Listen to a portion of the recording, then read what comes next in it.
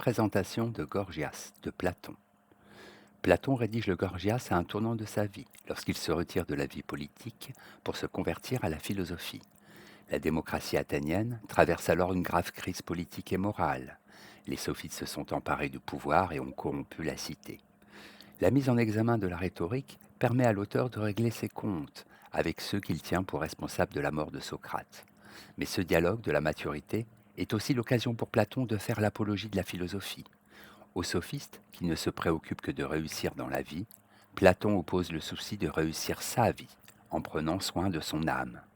Selon Calliclès, la loi et la nature se contredisent. D'un point de vue naturel, le plus grand des maux est de subir l'injustice, et non pas de la commettre. Pour la loi, il ne faut pas commettre l'injustice.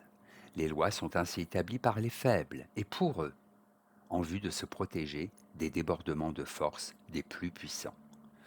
La notion d'égalité dans la justice obéit au même principe, la même loi pour tous, en établissant une égalité par le bas. Quiconque n'agit pas comme le fait et le veut la multitude est puni par la loi. Au contraire, la nature montre qu'il est juste que le supérieur l'emporte sur l'inférieur, et le plus capable sur le moins capable.